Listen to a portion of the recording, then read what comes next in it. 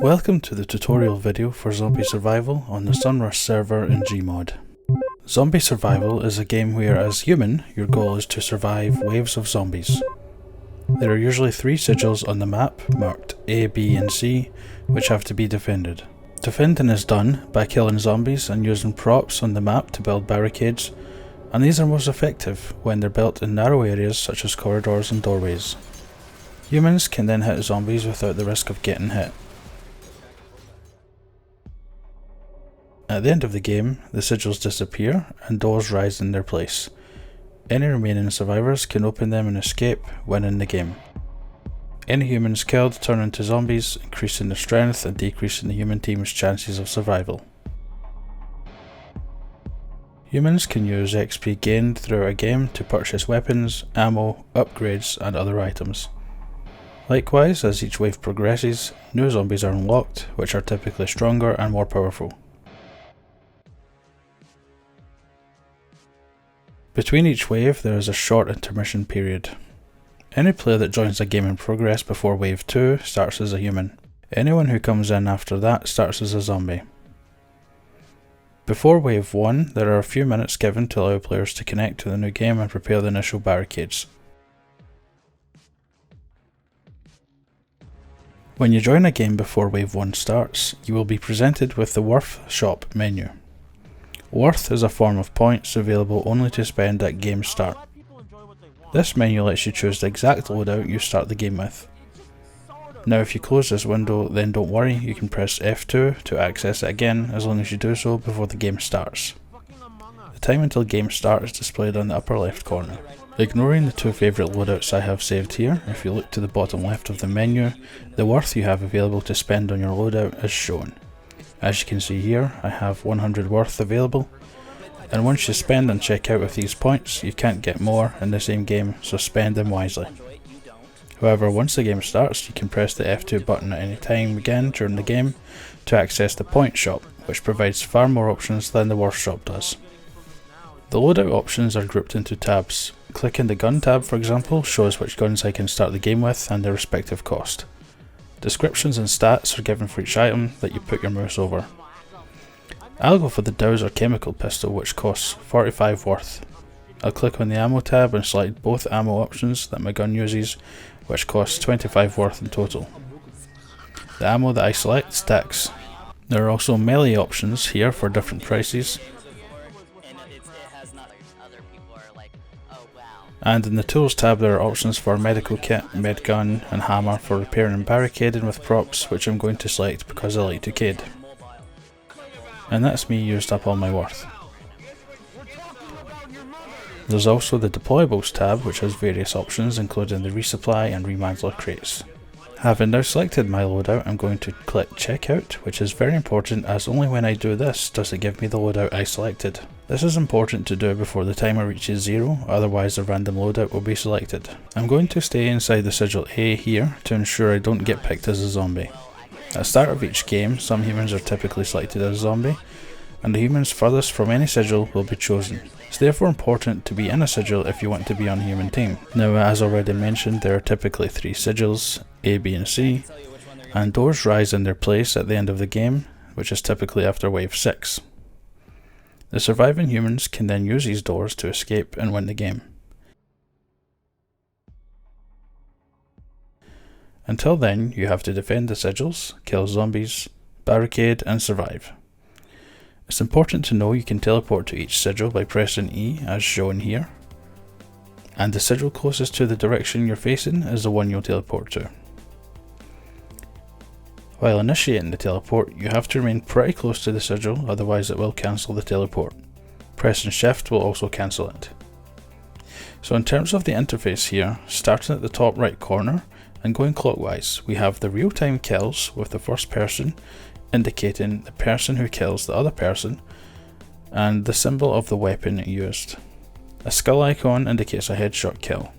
Only those who get the killing blow are shown. If the first name is blue, then a human has killed a zombie. If the first name is green, then that indicates a zombie has killed a human. At the bottom right corner, we have the players' avatars, usernames, and real-time volume meters of everyone currently talking in voice chat.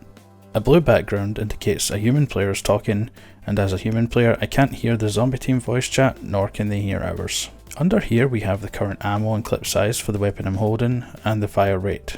I can use the scroll wheel to select my hammer, and the display would show how many nails I have remaining. Pressing Q changes the fire rate as shown. The icons at the bottom middle indicate the 3 sigils and their condition. Blue indicates they are still intact. Sigils destroyed by zombies change to green in both the icon here and in the game. There is also a fear meter that appears when a zombie is nearby, and will rise to red if a boss is nearby. The bar disappears when there is no zombie in the immediate area. Bottom left simply indicates how full my health is and the number of hit points I have. On the left side we have the chat box. Pressing Y allows me to chat to all players on either side. Pressing U will allow team chat, which means only human players can see what I'm typing. You can scroll up and down the chat box to view previous messages. The top left corner shows the real-time number of human and zombie players in play, the current wave, a timer showing at this point the time left until the current wave ends, and my current points and score. Below this, my level, R level, which stands for remort level, and current XP is also shown, along with the available skill points I have to use. So typically there are 6 waves in each game, during which time zombies have unlimited spawns. Between each wave there is a 1-minute intermission, during which zombies killed cannot respawn, but any zombies alive at the start of the intermission will remain alive and remain a threat. The point of intermission is to give a brief break for humans and to allow them to regroup and buy upgrades or new weapons and other items. As for points and score, score simply indicates the total score from this game, while points indicates what I have available to spend. As you earn points, you level up, and each level gives you a skill point which is purchased in the F3 menu. Once you get to level 50, you can choose to remort, which resets you back to level 1, but you gain an extra skill point from the beginning. More on the skill system later. An important key to know is F for the flashlight, especially when you play dark maps. For resupplying ammo, this can be done via the resupply crates people deploy on the map. Pressing E on a resupply crate provides me with 1 clip of ammo for the item I'm holding. As you can see, there is a timer on the crate which shows me when I have another resupply available, and they stack up. So as you can see here, I have 2 uses, which means I can resupply 2 times. So with the hammer in hand, I will resupply with nails as shown on the crate. If I select my fists, the default ammo is scrap. If I have a gun that were to use pistol ammo for example, selecting that weapon will automatically resupply me with pistol ammo when I press E on the resupply. However, I can choose which ammo to resupply with by holding Alt and clicking the ammo icon I want to resupply with, regardless of which item I have selected.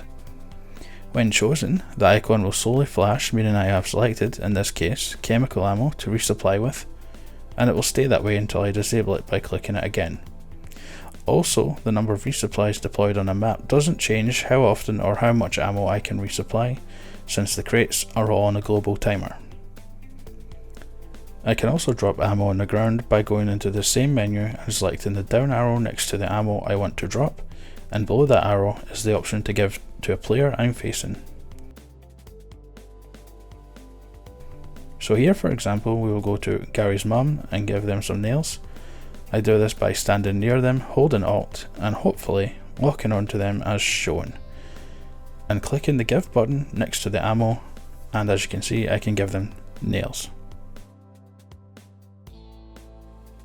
Also, there is the option here to drop the currently equipped weapon, in this case my hammer. It can be picked up again by pressing E on it, although you may need to crouch by holding the control key to get closer to the ground.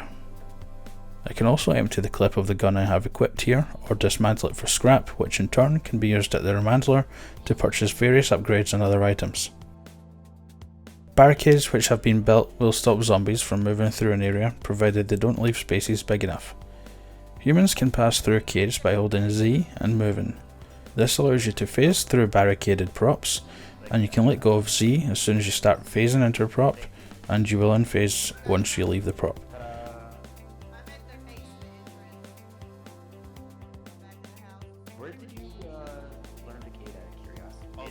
Press F3 to show the skills tree, which is split up into different sections. For example, in the health tree you can select Vitality 1, Vitality 2 and Vitality 3, which gives you 1 additional hit point per skill.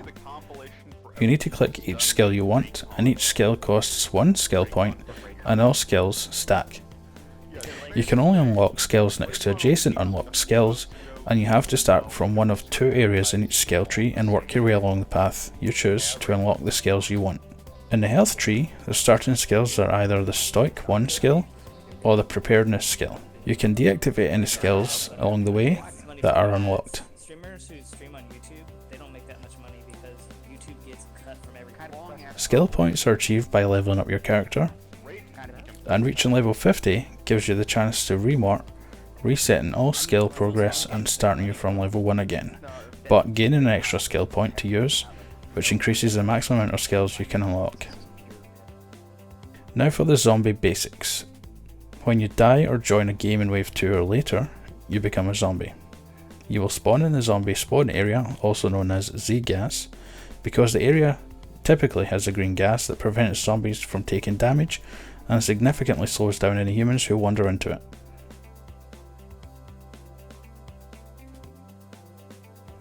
You can view the different zombie types by pressing F3, and you can change to that type by clicking it as shown, provided it's illuminated.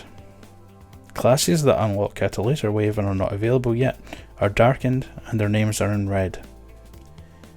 Each zombie has different strengths and weaknesses, with their abilities briefly described in the menu when you hover over each zombie, but as a general rule, the zombies unlocked at later waves are more powerful than the ones available earlier in the game.